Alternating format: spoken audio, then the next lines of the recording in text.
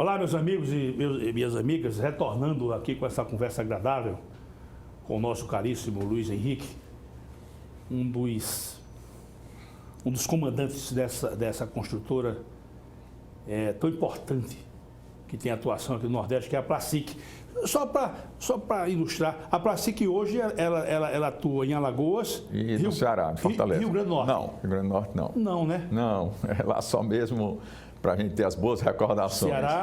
Ceará e aqui mais precisamente Fortaleza e aqui em Maceió, né? Mas no Ceará tem algum empreendimento ali? Nós atualmente, não, só em Fortaleza mesmo. Nós atualmente lá estamos projetando um empreendimento e um loteamento. Né? Ô, Luiz Henrique, só para os nossos telespectadores, nesses momentos tão difíceis, inclusive de comportamento humano, esses momentos, nós estamos tão carentes de homens de bem. Eu digo isso sempre aqui. Pense numa carência de elementos confiáveis, de elementos decentes e honrados. É uma carência. Com certeza. Isso é que é a realidade. Uma vez ele conversando, você talvez nem se lembre mais, há uns 3 anos atrás, você disse que a chance da Placic iniciar o empreendimento e não terminar, aí você disse assim, só se for um terremoto, uma coisa. Por quê? Eu perguntei por quê, Luiz Henrique, porque toda vez que nós, se eu estiver dizendo errado, me corrija, toda vez que nós iniciamos a construção de um prédio, nós temos na reserva uma importância suficiente para construir aquele prédio todinho. A ideia é essa mesmo, porque a nossa cautela, ela é função de saber exatamente dessa responsabilidade que você tem quando a pessoa adquire um imóvel. Porque o imóvel é um sonho. Você adquirir um apartamento não é uma atividade banal, como você, por exemplo, comprar um cachorro-quente ou fazer um lanche ou comprar uma roupa. Adquirir um imóvel é a realização de um sonho. Normalmente é uma situação que você faz poucas vezes na vida. E isso é uma responsabilidade muito grande e se acentua muito quando aquela aquisição é na planta, do imóvel na planta. E alguns banalizam isso aí, viu? Infelizmente, talvez a percepção de que a gente é o responsável, que a gente pode ser, vamos dizer, um realizador daquele sonho ou um destruidor daquele sonho. Muito mais do que o prejuízo financeiro, você está destruindo eu diria assim, uma emoção, uma coisa bastante mais forte. Você imagina um casal, uma pessoa que está planejando, por exemplo, se casar, ou então uma própria situação outra de uma mudança por um término de um contrato de aluguel. Então você está destruindo um sonho e isso causa um prejuízo enorme. Então a gente, pensando nisso, a gente tem sempre uma cautela financeira bastante grande, de modo que os imprevistos que estão, obviamente, ao alcance nosso, não sejam óbices para entrega no prazo, porque os imprevistos acontecem imprevistos de toda ordem, natureza, é uma atividade complexa. Você imagina uma construção de um prédio. Exatamente, uma atividade complexa que tem, mas aquela situação, certo? A gente procura ter sempre a cautela do ponto de vista de engenharia, do ponto de vista técnico e também do ponto de vista financeiro, para que se não, daquela célebre ditado que a gente ouviu também dos nossos pais, não contar com o ovo antes que a galinha... Ainda no abdômen da galinha, ainda no ventre da galinha. Exatamente. É verdade? Não vamos contar com isso. Essas memórias, eu sou realmente empolgado com memórias. Eu, quando estava concurso da magistratura, fazendo concurso para a magistratura, é um concurso de fases. Então, cada fase que eu superava, eu dizia para meu pai, papai, passei. Ele dizia, isso não quer dizer nada. Por quê? Porque ainda não tem mais fases? Eu digo que tem, papai. Não, deixa. Quer dizer, era uma desconfiança que às vezes me incomodava. Ele me incomodava. Pai, ó, segunda fase eu passei. Até que saiu o nome no Diário Oficial. Eu digo, pai, e agora? Tem mais dúvidas? Tem. Porque, meu filho, isso aí eles podem voltar para trás. E realmente é um ato administrativo que a administração, lato sensu, pode desconsiderar. Não, acabou, não tem mais concurso, não. Aquilo me incomodava, né? Aí vem essa história da segurança, né? Não conte com uma ocorrência que ainda está sujeito a eventos. Tem que ter um certo cautela. Luiz Henrique, já acendeu a luz vermelha para a construção civil? Ora, você entendeu a pergunta? Entendi, claro. Eu diria que toda a economia brasileira acendeu uma luz amarela com um indicativo forte que depende muito de uma situação da duração dessa pandemia. Você está conseguindo ver alguma luz no fim do túnel?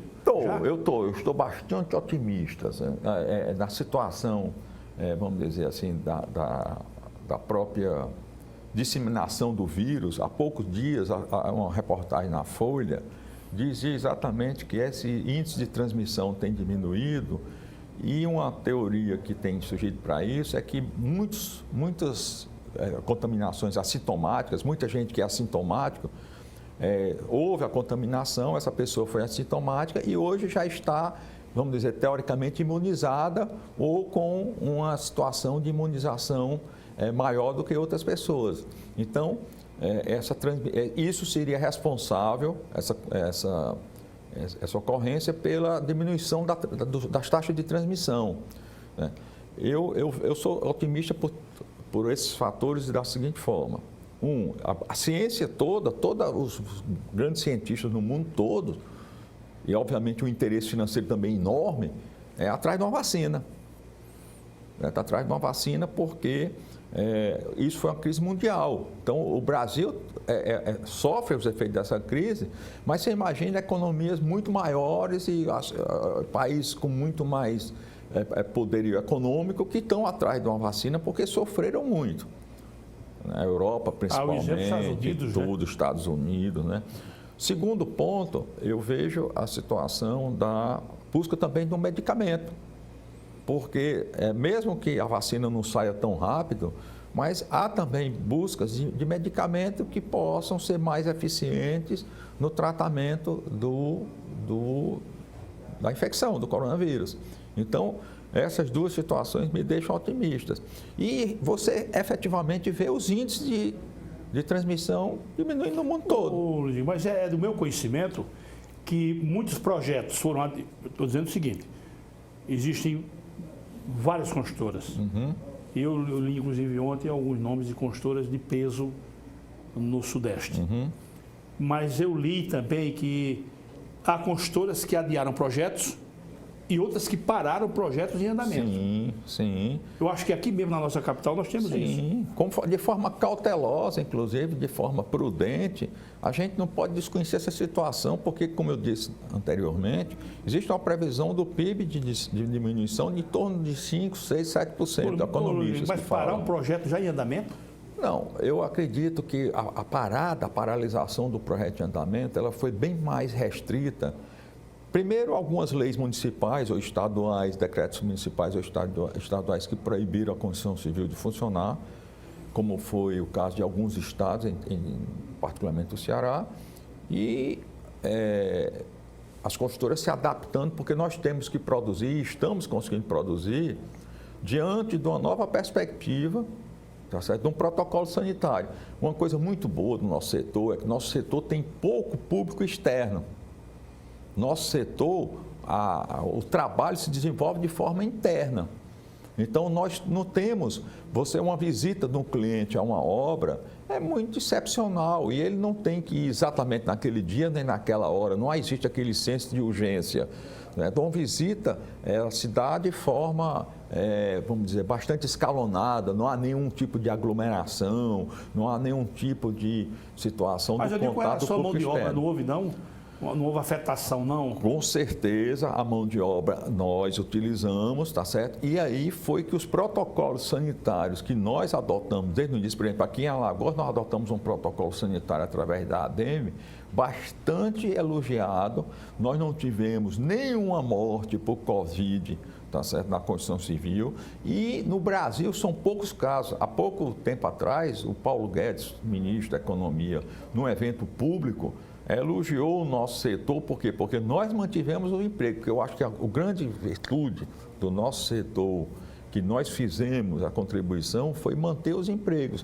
Não se fala em demissão na construção civil. como, infelizmente, outros setores... Mas houve demissão?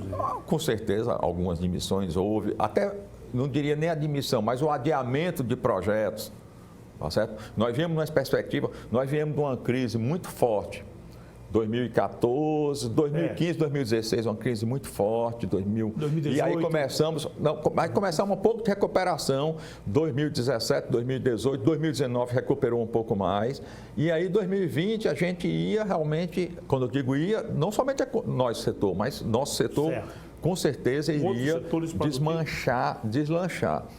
Ora, só o adiamento desse projeto já significa realmente uma situação lamentável para o emprego. Agora, é muito importante frisar que essa situação do emprego no nosso setor, nós temos continuado produzindo, né? Via de regra, não houve paralisação efetiva da construção civil no Brasil, 3 ou 4 estados que proibiram. Essa continuidade da operação foi muito bem sucedida. Não tem nenhuma morte, não se ouve falar em morte por Covid de canteiro de obra, tá certo? Não houve os cuidados dentro dos nossos canteiros foram muito fortemente adotados. E isso, eu acho que é um motivo realmente até de um certo orgulho, porque não é fácil a gente manter empregos e trabalhar numa situação dessa. Houve também, diante dessa situação, uma resposta muito forte da Caixa Econômica Federal. Tá certo? A situação, vamos dizer, dos financiamentos imobiliários, houve números positivos durante todo esse período. Exceção de março, que aquele impacto inicial foi muito forte, mas abril houve uma pequena melhora, maio, e em junho houve um recorde de contratação no Brasil de financiamento imobiliário. Me permitam, Quer dizer que em junho houve um recorde? Um recorde de financiamento imobiliário. E me permitam dizer uma coisa assim, é muito importante, porque acontece isso. Porque a pandemia também nos levou a voltar nossos olhos para aquilo que também meu pai com certeza dizia: meu filho, tem a sua casa própria, meu filho, tem o seu imóvel. Tá certo? E as pessoas passaram a ver que existem coisas muito importantes. Uma delas, família. Outra delas, casa própria. Luiz, não perca seu raciocínio. Nós estamos hoje nessas lembranças dos nossos pais.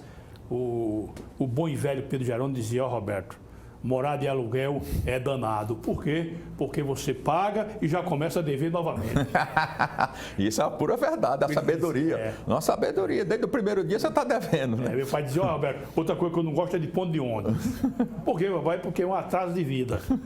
Você tem um carrinho, você tem um compromisso, você sai 10 minutos antes. Mas se for de ônibus, se prepara para sair 40 ou 50 minutos. Então, o olhar da classe média, o olhar da sociedade de um modo geral, da população, viu o quanto é importante você adquirir a sua casa própria.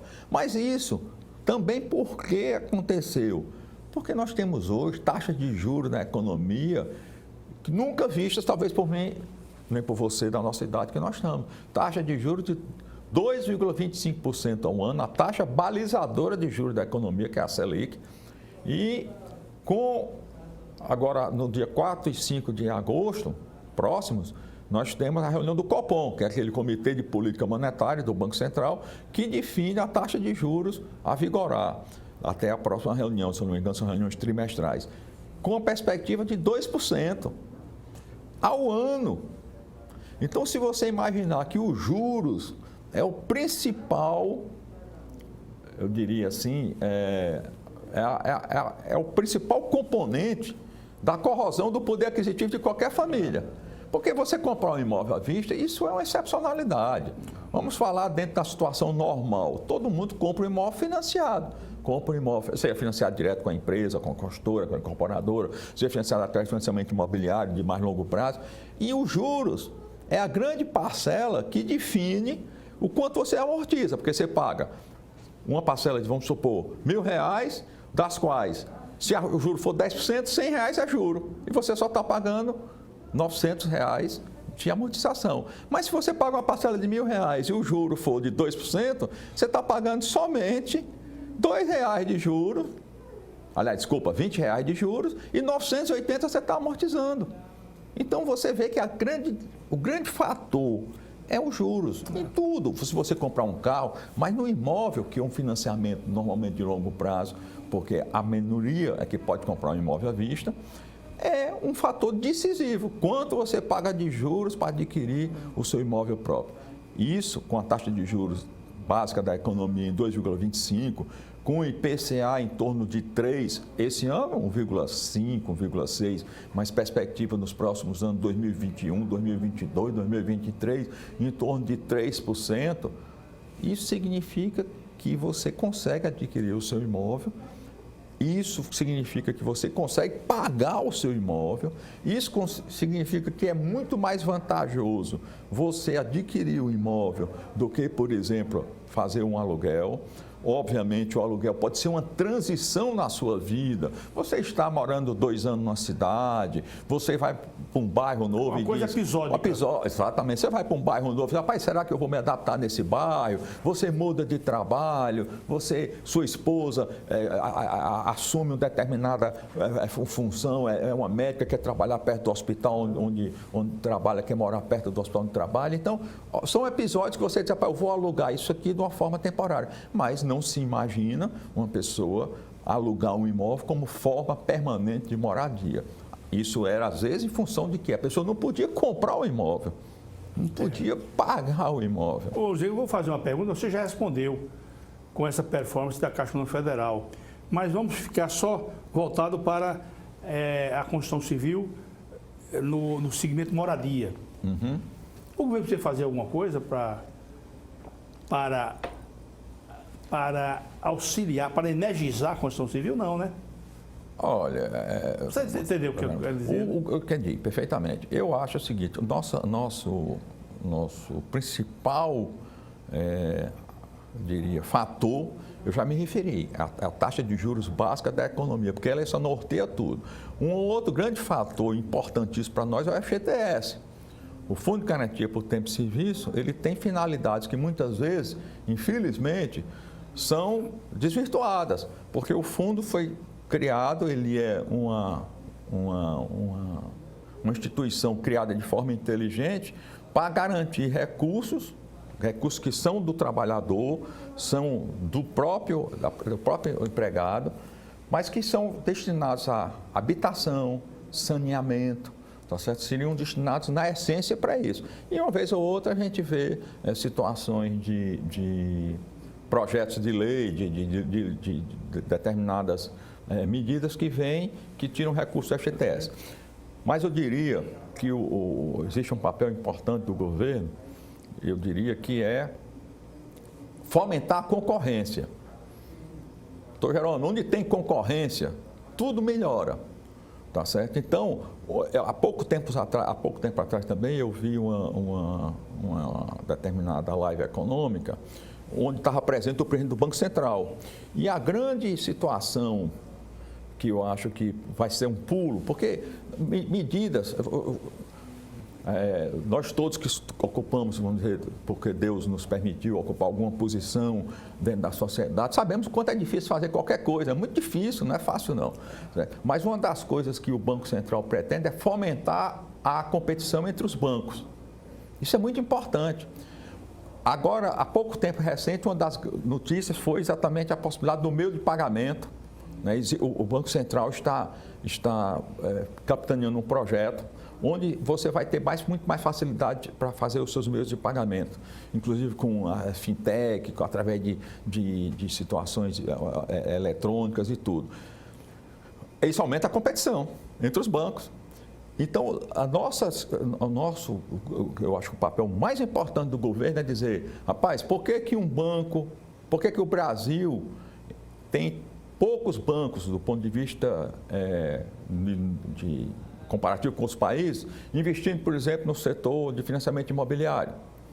Porque é um longo prazo, porque o banco tem medo do risco Brasil, porque o banco tem medo de que emprestar para o cara pagar em 20 anos, em 30 anos. Sim, mas isso é o normal, nós não podemos ser o ponto fora da curva. Por que o Brasil, você tem que comprar um imóvel para pagar em 2 anos, em 3 anos, em 5 anos? Se todos os países você paga em 20, você paga em 30, é uma aquisição. Então, eu acredito que a competição entre os bancos, e aí sim o governo tem um papel como regulador de favorecer isso, obviamente sem diminuir a segurança. Ninguém está dizendo que vai entrar o banco para quebrar, o banco para enganar a população, mas ter condições de aumentar essa competição.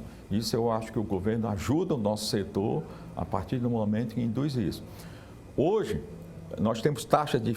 E a Caixa Econômica, aí sim, um banco 100% federal, ela é muito indutora, porque você vê o seguinte, hoje nós podemos adquirir um imóvel, qualquer pessoa, indo à Caixa Econômica e escolher uma das 3 modalidades de pagamentos, de 3 modalidades de financiamento, através de uma taxa de juros fixa, não vai mudar. O seu contrato não vai mudar. Se a Selic for 14, se a Selic for 0, se a Selic for 1. Não importa a oscilação. Se é 20 anos, 30 anos, taxa de juros, só se o judiciário assina um contrato perfeitamente válido, leva registro, tudo, está lá a sua taxa de juros fixa.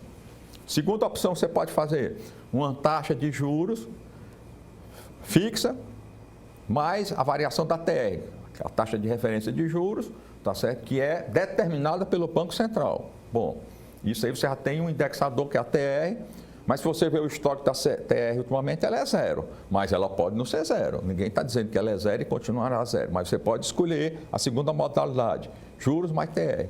E uma terceira modalidade que a Caixa Econômica, pioneiramente, ela introduziu, foi você ter a taxa de juros mais inflação, IPCA.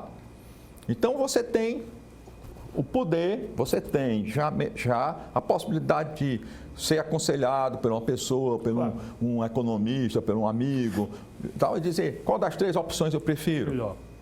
Então, tudo isso é competição. A Caixa Econômica, ao fazer isso, induz a que os bancos privados digam, para eu querer competir com a Caixa, eu preciso também ter situações mais favoráveis no crédito imobiliário. E uma coisa importante que eu digo no sentido de, respondendo assim a sua pergunta do que o governo pode fazer, é também gerar... Se haveria necessidade. Exatamente, assim, mas gerar também um ambiente favorável, e aí o governo tem a grande força, tá certo? De, através de projetos de lei, cada vez mais instituir a segurança jurídica. Porque o grande problema de tudo é a segurança jurídica. O investimento sobe muito daí, da insegurança. Da insegurança, exatamente. Então, se você tem efetivamente uma segurança jurídica que no nosso setor ela tem leis bastante específicas, é um setor que tem leis específicas, né? E cada vez mais que você aperfeiçoa isso, ou que você consegue mostrar para um público normal, porque por mais que se queira, a decisão é pessoal. Você diz, eu vou ouvir aqui um advogado, que se aconselhável, quem vai comprar um imóvel, vou consultar aqui meu advogado, vou consultar aqui uma pessoa que eu tenho uma certa familiaridade para poder perguntar o que a pessoa acha, das informações da construtora, das informações do empreendimento, mas do contrato em si. E que isso realmente funcione, porque o que a gente quer é que funcione. A gente quer que funcione. Só isso, né? Então, eu acho que esse é o grande papel. Mas eu vejo, né, uma situação muito promissora, porque quanto tempo vai durar essa pandemia? Hoje, muitas pessoas estão sob o efeito emocional, porque algumas pessoas perderam entes queridos, algumas pessoas ouviram na imprensa situações que a pessoa até não tinha uma certa proximidade. Muita informação desencontrada. Muita informação desencontrada. Então, as pessoas, vamos dizer, ainda estão sob um efeito emocional grande, tá certo? Mas, considerando, tá certo, que há todo um prognóstico de que a ciência vai conseguir, vamos dizer, dominar, não desaparecer, mas dominar o vírus, como por exemplo, câncer. Quantas vezes ainda, a pessoa ali fulano morreu de câncer, tão jovem, câncer de mama, não é câncer complicado não, câncer de mama, pessoa, tá? Então, câncer de pele, então você se abala. Porque mas o câncer, a ciência ainda não dominou o câncer, mas já diminuiu muito, já deu sobrevida. Gente que ia viver 3 meses vive 5 anos, gente que ia viver 5 anos vive 10. Já até chega a dizer que se for detectado primariamente, a chance do indivíduo sobreviver é 90%. Então, eu sou muito otimista com que vamos dizer assim, as consequências dessa pandemia serão consequências positivas, porque efetivamente a ocorrência da pandemia trouxe alguma mudança de hábitos positivas, uma das quais foi nós todos, quem imaginar fazer uma reunião online, fazer vamos dizer, interagir de uma forma... Uma coisa impensada. Trabalhar de forma online. Então, aprendemos isso na marra. Em 2 meses nós aprendemos isso na toque de caixa, sob pressão positiva. Então, eu acho que isso realmente não vai se deixar. Mas essa drasticidade que muitas pessoas acham que um novo normal, essa palavra aí bonita e que começou a aparecer, eu particularmente discordo. Acho que o novo normal. Meu caro Luiz Henrique, lamentavelmente, o tempo não espera por ninguém. E apesar dessa conversa nossa ser tão agradável e enriquecedora para os nossos telespectadores, eu vou ter que finalizar, mas eu gostei de ouvir o ilustre amigo dizer que não há nada para você ficar assustado no que informa com a Constituição Civil. Exatamente. A Constituição Civil está seguindo, não há o que se chama de convulsões graves e tal. Então, eu gostaria que você deixasse para os nossos telespectadores uma mensagem de otimismo. Estamos precisando de mensagens otimistas. E pelo que você me falou, o momento também é de otimismo, né? Por favor. Eu me dirijo aos telespectadores dizendo que todos nós ouvimos quando criança dos nossos pais que quem casa quer casa e que imóvel é um bem de raiz. Essa pandemia nos mostrou isso, tá certo? De uma forma direta e indireta. Direta porque nos mostrou o quanto realmente é importante você ter sua casa própria e poder ter seus detalhes, poder ter as suas coisas de forma bastante personalizadas dentro da sua casa, suas arrumações e ter aquilo ali como um ambiente agradável. E economicamente você vê um momento positivo demais para fazer uma aquisição do imóvel. A vida é feita de momentos positivos. Claro. Então, as expectativas são muito boas, eu diria, do ponto de vista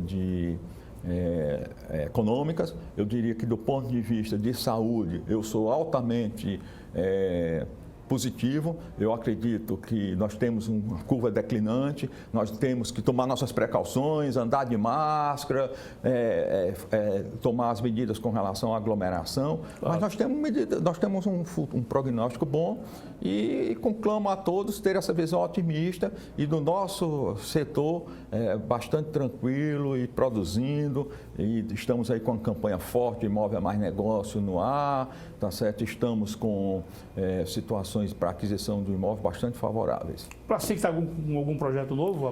Nós temos um empreendimento ali na Sandoval Rachela, chamado Promenade Ponta Verde 2, e fizemos esse lançamento mês passado, tá certo? Está na base ainda? Estamos na fundação, tá certo? Estamos lá à disposição de todos que queiram conhecer melhor e queiram se informar. Prazo de entrega, já tem, né? Tem. 31 de janeiro de 2023 nós estaremos lá com a obra pronta e com certeza serão 90 famílias que estarão satisfeitas. Henrique. 31 de janeiro de 23. Pague para ver, né? Essa é uma nossa filosofia. Luiz Henrique, muito obrigado pela sua presença aqui. Eu, como sempre digo, sempre que houver oportunidade, eu vou convidar o ilustre amigo para vir bater esse papo aqui conosco, comigo, com os telespectadores. Quero te agradecer em meu nome, em nome da nossa equipe e em nome da casa, né, TV Mac Canal 25. E dizer que você tenha muito sucesso com a sua família, com os seus filhos, seus netos, porque você bem o merece. E quem me conhece sabe que eu não sou de dizer isso da boca para fora. Eu digo, como diziam os romanos, abimo cordis, de dentro do coração. Seja muito feliz, Luiz Henrique. Obrigado, doutor Jerônimo. Eu agradeço de coração também as suas gentis palavras aí e desejo o mesmo a você e a sua família. Obrigado, amigo. Até o nosso próximo encontro, se Deus quiser. Sempre agradecendo a honrosa audiência. Tchau.